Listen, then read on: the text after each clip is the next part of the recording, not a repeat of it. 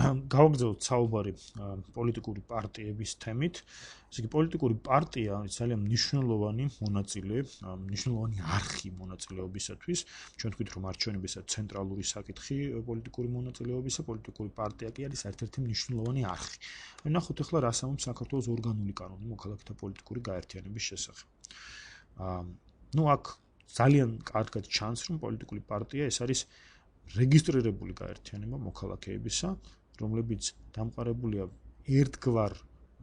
პოლიტიკურ შეხედულებათა ერთიანობაზე მის წევრთა შორის და რომელსაც აქვს ორგანიზაციული საფუძველი. ანუ საბოლოო ჯამში პოლიტიკური პარტია არის ის გაერთიანება, რომელიც პოლიტიკურად ერთგვაროვნად მოაზროვნე მოქალაქეებზე დამყარებული და რომელსაც აქვს გარკვეული ორგანიზაციული საფუძველი იმისთვის, რომ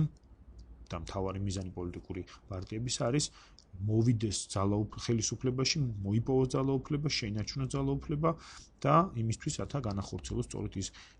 ხედვები, რაც ამ პოლიტიკურ პარტიას აქვს. რა თქმა უნდა, რეალობაში ვითარება ოდნავ სხვაგვარი, ოდნავ კი არა ძალიან სხვაგვარია, ხშირად ჩვენ თამათ შორის იმ ქვეყნებში, როგორც საქართველოა, საყვედურობენ და ვამბობთ, რომ პოლიტიკურ პარტიებს არ აქვს პროგრამები, არ აქვს ჩამოყალიბებული ხედვები და საბოლოო ჯამში ეს პოლიტიკური პარტიები არა მოსახლეობის, ანუ არა საზოგადოების, ესე ვთქვათ, სხვა ერთი მსგავსი პოლიტიკური ღირებულებების და ხედვების წარმომადგენელთა გაერთიანება, არამედ ეს არის უფრო ვიწრო ჯგუფები, სამეგობროები, ბიზნეს ინტერესთან დაკავშირებული გაერთიანებები და ასე შემდეგ. და ამიტომაც არის, რომ პოლიტიკური ლანდშაფტი საქართველოში ძალიან არასტაბილურია და ხშირად ჩნდება და ქრება ხოლმე პარტიები. მაგრამ ყოველ შემთხვევაში იდეალური ვითარება, რა თქმა უნდა, ყველგან არ არსებობს, ანუ თეორიაში აღწერილი მოდელი პარტიებისა შეიძლება არც დემოკრატიულ ქვეყნებში არ არსებობდეს ზუსტად იგივე სახით, მაგრამ მიუხედავად ამისა, აი პოლიტიკური სისტემის სქემაში, რომელზედაც ჩვენ წინა ლექციებზეც გვქონდა საუბარი, აი ამ კუთხით, რასაც გარემოს მხარდაჭერა და მოთხოვნებისა და მხარდაჭერის გაგზავნა პოლიტიკური სისტემის მიმართ და შემდეგ ამ გადაწყვეტილებებზე და ქმედებებზე, ანუ შედეგებზე ორიენტირება პოლიტიკური პარტიის მონაწილეობის გარეშე უბრალოდ წარმოუდგენელია. იმდენად რამდენადაც პოლიტიკური პარტიის ამოცანები მდგომარეობს შემდეგში, ეს არის იმ ინტერესების ჩამოყალიბება და შეგროვება, ასე ვთქვათ, საზოგადოებაში, რომელიც შემდეგ უნდა გადაითარგმნოს სწორედ პოლიტიკურ მოქმედებებში. ანუ სხვაგვარად რომ ვთქვათ, ამოცანა პოლიტიკური პარტიის მდგომარეობის მოძებნოს ერთგვაროვანი პოლიტიკური მსგავსი პოლიტიკური შეხედულებების მოსაზრებების მქონე ადამიანები და შემდეგ ეს ერთიანობა უზრუნველყოს, ანუ ინტერესები ჩამოაყალიბოს პოლიტიკურ გზავნილება და ასევე უზრუნველყოს ის მხარდამჭერა, რომელიც ამ ინტერესების განხორციელებას სჭირდება. ასევე მისი ერთ-ერთი ამოცანა საზოგადოების ინფორმირება იმ პროცესების შესახებ, რომელიც პოლიტიკურ სისტემაში მიდის, აგიტაცია შეგიძლიათ დაარქვათ ამ საკითხს ასევე, იმიტომ რომ ინფორმირება იმ სახით, რომ უზრუნველყოს საკუთარი ხედვების პოპულარიზაცია ამა თუ იმ პოლიტიკურ პრობლემასთან მიმართებაში. მაგრამ მარტივად რომ ვთქვათ, როდესაც საკითხი ეხება მაგალითად საგარეო პოლიტიკურ ორიენტაციას ქვეყნისა და საკითხი დგას ამა თუ იმ გაერთიანებაში ქვეყნის შესვლასთან მიმართებაში პოლიტიკური პარტიის ამოცანა, ფუნქცია, მისი ინტერესია, რომ მან ერთი მხრივ საკუთარი პოზიცია ჩამოაყალიბოს, მოიძიოს საჩიელება მეტი მხარდამჭერი ამ იდეის ირგვლივ და ასევე საზოგადოების ფართოფენებსაც გააცნოს საკუთარი პოზიცია ამ საკითხთან მიმართებაში. ამას თავისთავად სოციალიზაცია და მობილიზაციაც მოყვება და ეს შეიძლება გამოხატული იქნეს სწორედ აი პოლიტიკოსთა ფორმირებაში და მომზადებაში, ანუ პოლიტიკოსთა სამჭედლოა გარკვეულწილად პოლიტიკური პარტია და ასევე პოლიტიკის ფორმირებასა და მხარდამჭერაში. ანუ პოლიტიკოსთა ფორმირება და მომზადება აქ იგულისხმება პარტიის როგორც სამჭედლოს როლი, ხოლო პოლიტიკის ფორმირებასა და მხარდაჭერაში ისევ და ისევ იგულისხმება ის ინტერესთა არტიკულაციის, აგრეგაციის, საზოგადოების ინფორმაციის და სოციალიზაცია, მობილიზაციის საკითხები. პოლიტიკური პარტიების ისტორიიდან თქვენ სახელმწიფოში უფრო მეც ნახავთ, მაგრამ თვალის ერთი გადავლებით შეიძლება ვთქვათ, რომ ეს არის პოლიტიკური პარტიები ბევრგან არსებობდა, ანტიკურ ხანაშიც არსებობდა, თანამედროვე პოლიტიკურ პარტიებს ამბობენ, რომ ასე ვთქვათ, საწყისი აქვს სწორედ ბრიტანეთში არსებული სუსტი დაჯგუფებებიდან, თუმცა საინტერესო არა ამერიკის შეერთებულ შტატებში თავდაპირველად პოლიტიკურ პარტიებს ძალიან ასე ვთქვათ, უარყოფითად უყურებდნენ, იგივე ვაშინგტონს მიაჩნდა, რომ ეს არ იყო ძალიან ასე ვთქვათ, სასურველი რამ, მას პარტიები უბრალოდ არ უყვარდა, მაგრამ საბოლოო ჯამში აღმოჩნდა, რომ პოლიტიკური პარტია ის მნიშვნელოვანი ღერძია, ის მნიშვნელოვანი როგორც ვთქვით, არხია, რომელიც პოლიტიკურ სისტემას აკავშირებს საზოგადოებასთან და შესაბამისად ეს არის მნიშვნელოვანი არხი პოლიტიკური მონაწილეობის უზრუნველსაყოფად. პოლიტიკური პარტიების მიხედვით პოლიტიკური სისტემების დაჯგუფებაც შეგვიძლია. ჩვენ ადრე საუბრობდით დემოკრატია, ავტორიტარიზმზე, ნახევრად დემოკრატიულ ქვეყნებზე. ახლა ჩვენ შეიძლება ვთქვათ, რომ პოლიტიკური სისტემები შეიძლება დაჯგუფდეს მათი ასეთ პოლუსზე, ესეთ სქემაზე ერთპარტიულობიდან მრავალპარტიულობისაკენ. ერთპარტიული სისტემები არ არის სხვათა შორის აუცილებლად ერთი შეხედვით შეიძლება ჩანდეს, რომ ერთპარტიული სისტემა აუცილებლად რაღაცნაირად ავტორიტარიზმის ტოლფასი, ანუ თუ არის სისტემა ერთპარტიული, მაშინ ის უნდა იყოს ავტორიტარული, ასე არ არის, იმიტომ რომ ჩვენ ნახავთ რამდენიმე მაგალითს, როდესაც ერთპარტიული სისტემა დემოკრატიულ ქვეყანაში შეიძლება არსებობდეს. უფრო სწორად ერთპარტიულობა ამ შემთხვევაში იგულისხმება, მაგრამ თუმცა აქ ალბათ უფრო იგულისხმება დომინანტი პარტიის საკითხი, რომელიც აქ ჩვენ მიჩნეული გვაქვს როგორც მრავალპარტიული სისტემის შემადგენელი ნაწილი, მაგრამ ხშირად შეიძლება კლასიფიკაციაში ერთპარტიულთანაც იყოს ატანილი. ანუ ერთპარტიულში იგულისხმება, რა თქმა უნდა, ისეთი პარტია, როდესაც ერთი პარტია არის ნებადართული, სხვა პარტიები უბრალოდ აკრძალულია და რა თქმა უნდა, ასეთი შემთხვევა ავტორიტარიზმულ და ტოტალიტარულ რეჟიმთან არის დაკავშირებული და ამ შემთხვევაში ცხადია, მხოლოდ ისეთი მაგალითები გვახსენდება, როგორც საბჭოთა კავშირი, ჩრდილოეთ კორეა და სხვა. მაგრამ აი დომინანტი პარტიის შემთხვევა უფრო ცოტა სხვაგვარია, აქ იგულისხმება, რომ მართალია სხვა პარტიები არსებობენ, მაგრამ წამყვანი მაინც ერთი, ანუ არჩევნებში დიდი ხნის განმავლობაში სწორედ ერთი პარტია იმარჯვებს. მაგალითისთვის ჩვენ შეიძლება მოვიყვანოთ იაპონიის ლიბერალურ-დემოკრატიული პარტია, გერმანიაში ბავარია სოციალურ-დემოკრატიული კავშირი, ამერიკის შეერთებული შტატები სამხრეთი გარკვეულ პერიოდში, რაც დემოკრატიული პარტია იყო წარმმართველი, ეს ყველა სისტემა იყო დემოკრატიული, არავის დემოკრატიული ამ ქვეყნების და ამ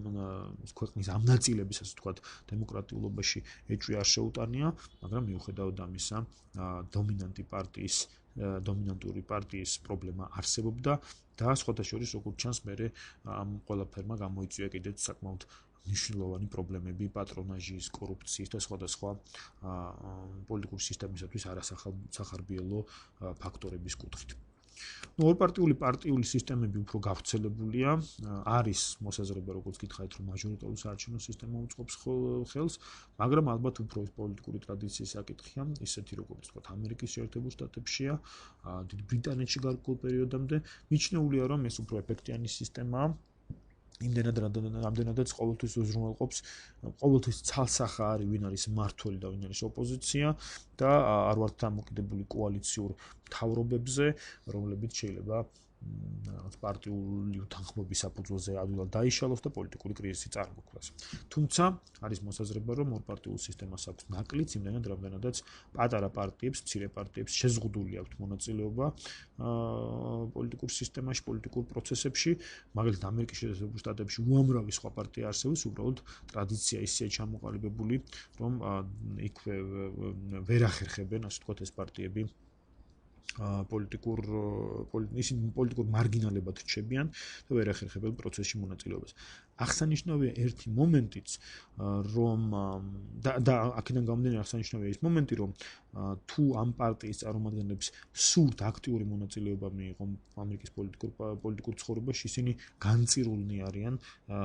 მიეკედნონ ან რესპუბლიკურ ან დემოკრატიულ პარტიას, თუმცა მიუხედავად ამისა, მაინც ამერიკის შეერთებული შტატების პარტიული სისტემა ბევრად უფრო სუსტია ვიდრე ევროპული პარტიული სისტემები. რაც შეეხება მრავალპარტიულ სისტემას, აქ უფრო მაგალითი უფრო მეტია, უამრავ საპარლამენტო ტრადიციის მქონე ქვეყანაში მრავალი პარტიის შემთხვევა გვხვდება, როგორც გერმანია, საფრანგეთი, იტალია, საფრანგეთი რა თქმა უნდა არ არის ნათლად საპარლამენტო ქვეყანა, მაგრამ მიუხედავად ამისა საპარლამენტო არჩევნებს ძალიან დიდი მნიშვნელობა ეკისრება. პრობლემა მდგომარეობს ამ შემთხვევაში იმაში, რომ ეს განსაკუთრებით მაგალითად იტალიის შემთხვევაში ის შობდა არა სიცოცხლის უნარიან მთავრობებს და ხშირ შემთხვევაში იწვევდა პოლიტიკურ კრიზისებს და ძალიან ძნელი იყო ხოლმე ამ პოლიტიკური კრიზისების დაძლევა. რაც შეეხება პარტიების, ესაც შეეხებოდა პარტიებისა და პოლიტიკური სისტემის ურთიერთდაკავშირებას. ანუ როგორც ვთქვით, ერთპარტიული სისტემა უფრო, რა თქმა უნდა, ავტორიტარიზმს შეეფერება, მაგრამ თუ ავიღებთ დომინანტ პარტიებს, დომინანტური პარტიის სისტემას, ამ შემთხვევაში არის ეს შემთხვევები, როდესაც მსგავსი ვითარება დემოკრატიულ ქვეყნებში ხდება. პარტიების ტიპოლოგიის ორი არსებობს სხვადასხვა ხედვა, არის ესეთი ასე ვთქვათ, ვექტორზე მოცემული შედარება, სადაც კარგად ჩანს, რომ ერთ მარცხენა მხარეს ჩვენ გვაქვს ესეთი რადიკალურ სოციალისტური ან კომუნისტური პარტია, შუისკენ უფრო ლიბერალური, შემდეგ მემარჯვენე პარტიები და ბოლოს მაქსიმალურად მარჯვნივ რაღაც ფაშისტური პარტიების ტიპი. მეორე დაჯგუფება არსებობს, რომელიც უფრო წრეზე წარმოგვიდგენს და როგორც ხედავთ, აქ კომუნისტური და ფაშისტური გარკვეულწილად უკავშირდება ერთმანეთთან, მოდის ახლოს და რადიკალური საპირწონეა კომუნისტური და რადიკალური საპირწონეა ლიბერალური პარტიებისა. ლიბერალური პარტიები შეიძლება მარცხნივაც იყოს გადახრილი და მარჯვნივაც. აღსანიშნავია, რომ პარტიების ტიპოლოგია არ არის აუცილებელი მხოლოდ და მხოლოდ ისეთ საკითხებს გასდევდეს სამწუხაროდ ჩვენთან ასეთი წარმოდგენა, ისეთ საკითხებს გასდევდეს, როგორიცაა მიაჩნია თუ არა ამ პარტიას, რომ მაგალითად სახელმწიფოს როლი ეკონომიკაში დიდი ან მცირე უნდა იყოს. მაგალითისთვის თუ ავიღებთ ჩვენ კონსერვატიულ პარტიებს რამდენიმე, მაგალითად გერმანიის ქრისტიან-დემოკრატიულ კავშირს, ეს პარტია არ არის, ეს პარტია ითვლება მემარჯვენე პარტიად, მაგრამ ის არ არის, ასე ვთქვათ, მემარჯვენე ბრჭყალებში ეკონომიკური ღირებულებებიდან გამომდინარე, ის პირიქით სოციალურად ორიენტირებულ საბაზრო ეკონომიკას უჭერს მხარს. და სხვათა შორის ამაში სწორედ ამის დიდი წილი მიუძღვის რელიგიური, უბრალოდ ქრისტიანული მორალის, ქრისტიანული ღირებულებების მნიშვნელოვან გათვალისწინებას ამ პარტიის პოლიტიკურ პროგრამაში. საინტერესო მაგალითია, ჩვენ ახლა ვხედავთ ერთ-ერთი ნაშრომიდან, პოლიტიკური ლანდშაფტის საქართველოს, ასე ქვია ამ ნაშრომს, განლაგებას საქართველოს რამდენიმე პოლიტიკური პარტიისა, ორ, ესე ვთქვათ, ღერძის გასწვრივ, ეს არის სახელმწიფო კონტროლი და თავისუფალი ბაზრის მხარდაჭერა და ტრადიციები და უფრო, ესე ვთქვათ, ლიბერალური ღირებულებები. ამ ღერძზე განლაგებულია პოლიტიკური პარტიები, განლაგდნენ ისინი ამ პარტიის ლიდერების და საშუალო რგოლის წარმომადგენლების გამოკითხვების საფუძველზე, ანუ გამოკითხვები ჩატარდა და ამის საფუძველზე შეფასდა, როგორც ხედავთ, ლეიბორისტული პარტია არის ყველაზე, ასე ვთქვათ, მარცხნივ თუ ავიღებთ სახელმწიფო კონტროლი versus ანუ დაპირისპირებაში საბაზრო ეკონომიკასთან, მაგრამ ასევე არის ყველაზე მარჯვნივ თუ ავიღებთ ტრადიციებსა და ლიბერალურ ღირებულებებს, მაშინ როდესაც ვთქვათ რესპუბლიკური პარტია უფრო არის აი თავისუფალი საბაზრო ეკონომიკისკენ და ასევე ლიბერალური ღირებულებებისკენ ახლოს დგას ასევე ერთიანი ნაციონალური მოძრაობა, ქრისტიან-დემოკრატები უფრო თავისუფალი საბაზრო ეკონომიკისკენ და ტრადიციებისკენ, ისევე როგორც ახალი ნიუ კონსერვატივს აქ გულისხმობა ახალი მემარჯვენე და კონსერვატიული პარტიის წარმომადგენლები აი ამავე ვთქვათ ჯგუფში, ამავე კლასტერში ხდებიან. ამით პრინციპში ჩვენ პოლიტიკური პარტიების საკითხიც ამოვწურეთ, რა თქმა უნდა, იმ მასშტაბით, რა მასშტაბითაც შეგვეძლო, რომ ამ მოკლე სალექციო პერიოდში გვესაუბრა.